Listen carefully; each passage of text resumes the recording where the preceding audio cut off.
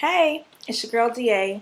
I'm coming for another episode of my web blog, Confessions of an Ex-Self-Deceiver.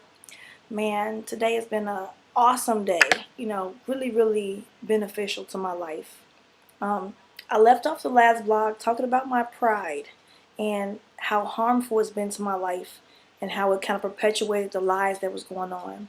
And I want to talk a little bit more about, you know, how I allowed pride to get me to a place that was really negative, and also talking about the steps I'm taking right now to eliminate that out of my character and replace it with something that's more valuable and something more spirit-led, and tell you what God is doing in my life right now as far as my pride. Like I said, I'm going to be discussing quite a few things that are going on in my life, so I definitely want to get to a place where I can just be open and share with y'all. So, well, I guess it'll start with where I kind of came to the realization that I had a real issue with pride. And that was a divorce with my ex-husband, Everett. Yeah, I put his name out there, but he knows who he is. It's common knowledge. You can look me up on the internet and know I was married to him. But, it came to a point where I knew it wasn't working out. But I was so proud, and I wanted to show people that I could do it, as opposed to ending it in a way that was beneficial to both of us.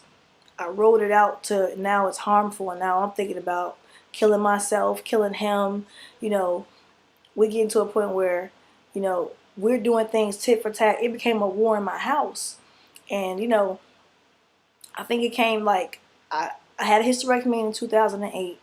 We had just got into a big blowout fight about some of my behavior a couple weeks prior. He's at the hospital asking for a divorce right after, I have the surgery, like 2 hours after I'm out of the, operating room.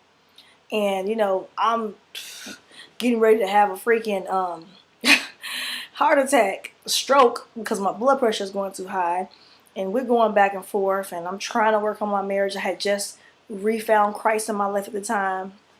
And I'm like, man, we could pray about it. We could do something about it, anything. And, still too proud to be like, you know what? This is wrong.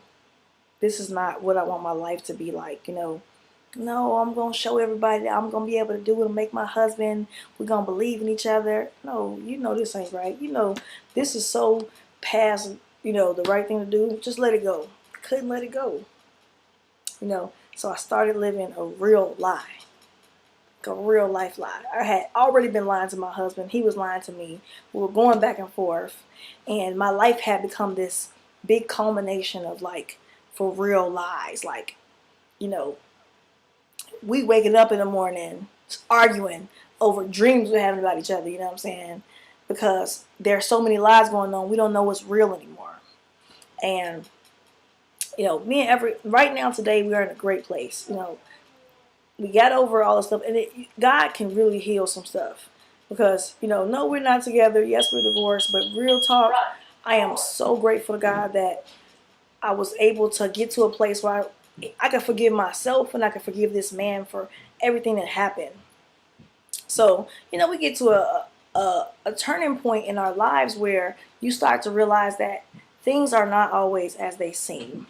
So, got over that, got my divorce or whatever, and it really kind of changed me on the inside where now, yeah, Daphne, you are too proud. It's time for you to humble yourself, you know what I'm saying, and admit when you're wrong.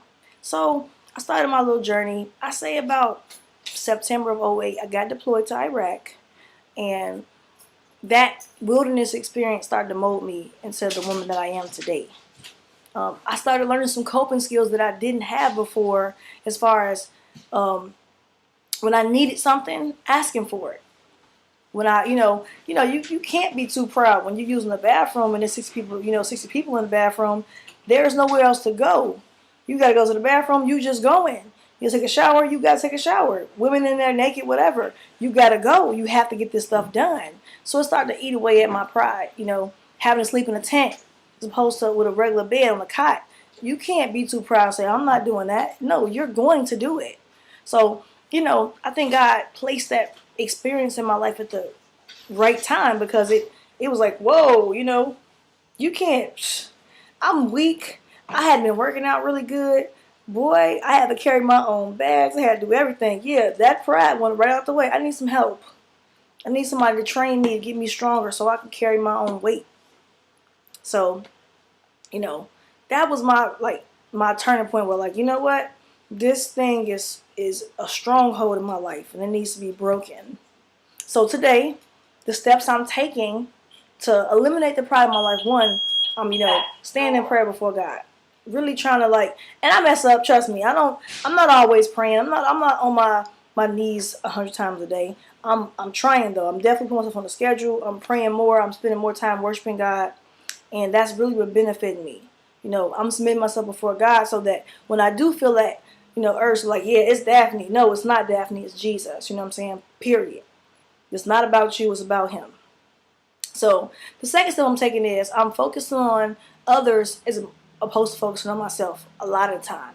And I'm not saying that I'm not self-preserving and taking care of my children and myself, but I'm saying I'm looking ahead instead of looking back. That way I'm not so much into myself where, I don't realize that I'm affecting other people. Start to look at how my actions and how my words affect people so that when I do feel like this thing is rising up inside of me, I'm looking that way. If I act like this, how many people am I touching and who is it affecting and what's going on? So I'm taking the time to think.